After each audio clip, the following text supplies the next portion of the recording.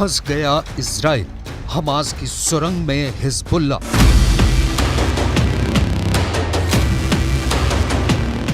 तीन हफ्ते बाद भी इजराइल हमास के लड़ाकों को जमीन पर रौंद नहीं पाया है। 3 हफ्ते बाद भी इजराइल की आईडीएफ लगातार गाजा पट्टी, वेस्ट बैंक और लेबनान के बॉर्डर पर अंधाधुंध बमबारी कर रही है। 3 हफ्ते बाद भी इजराइल को समझ नहीं आ रहा है कि 500 किलोमीटर लंबी हमास की सुरंगों में हिजबुल्ला के लड़ाके कैसे पहुंच गए और अब हिजबुल्ला के लड़ाके हमास के साथ मिलकर इजरायली सैनिकों के खिलाफ सुरंग वाला गुरेला वॉर कैसे करने लगे हैं। हम आपको आज इजराइल की खुफिया एजेंसी मोसाद और शिन बेट का वो खुलासा बताने जा रहे हैं जिसकी वजह से प्रधानमंत्री नेतन्याहू ने आखिरी वक्त में गाजा में जमीनी हमलों को मंजूरी देने से मना कर दिया है। इस पर हम आपको पूरी डिटेल बताएंगे।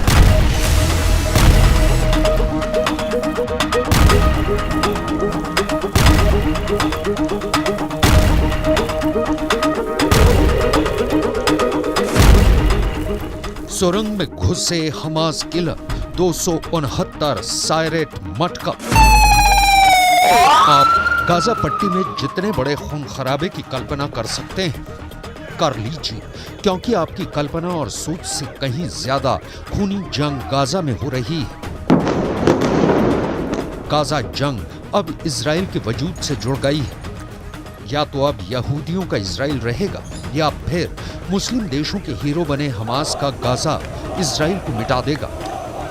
इजराइल के पूर्व प्रधानमंत्री एहुद बराक ने अब ऐसा खुलासा कर दिया है जो गाजा की जंग को शायद दुनिया की सबसे खूनी जंग बनाने जा रहा है।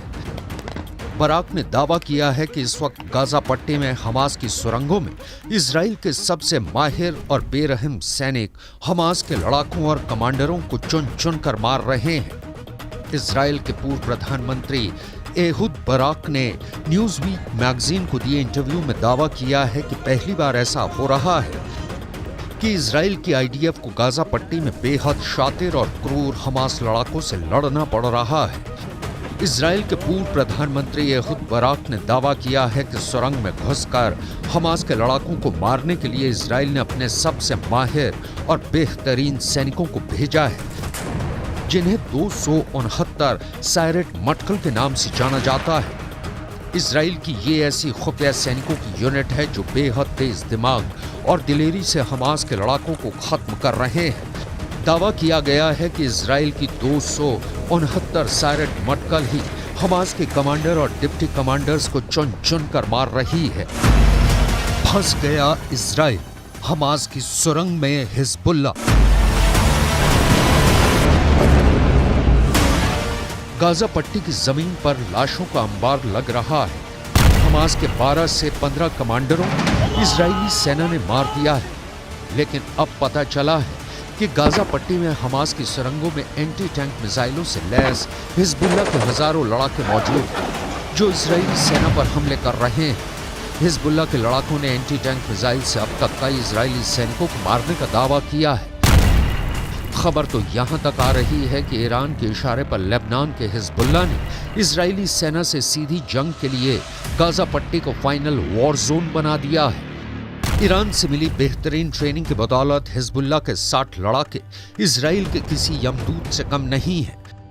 अगर हमास, हिजबुल्ला और दूसरे जिहादी गुटों के लड़ाकों को जोड़ दिया जाए तो इस वक्त 2,46,000 से ज्यादा खूंखार लड़ाके गाजा, इस्लाम और जिहाद के नाम पर इजरायलियों को गाजर मूली की तरह काटने पर उतारू हो चुके हैं। इसके अलावा हिजबुल्ला के पास 45,000 ऐसे लड़ाके हैं जो अमेरिका और रूस की स्पेशल फोर्स के सैनिकों की तरह जंग करने में माहिर हैं। हिजबुल्ला चीफ हसन नसरल्लाह यहां तक दावा करते हैं कि उनके पास 1.5 लाख से ज्यादा मिसाइलें हैं जो इजराइल को मिडल ईस्ट के नक्शे से मिटा देंगी।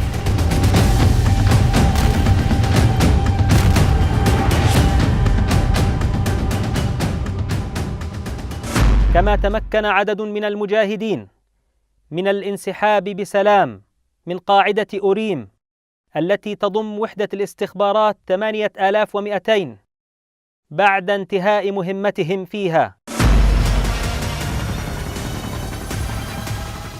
हमास के लड़ाके तो यहां तक दावा कर रहे हैं कि 500 किलोमीटर में फैली 1300 से ज्यादा सुरंगें इजरायली सैनिकों की कब्र साबित होंगी। हमास के प्रवक्ता गाजी हमद ने कहा है कि हम गाजा पट्टी में इजराइल का सर्वनाश कर देंगे।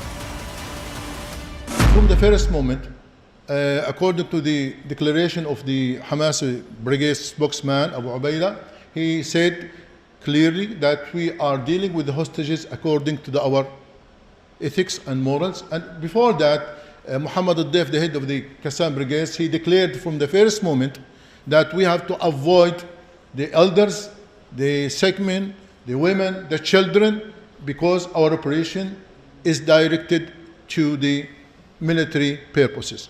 So I think we have communication with some mediators, Qatari and Egyptians and others, and we 20 साल तक गाजा को रौंदेगा इजराइल।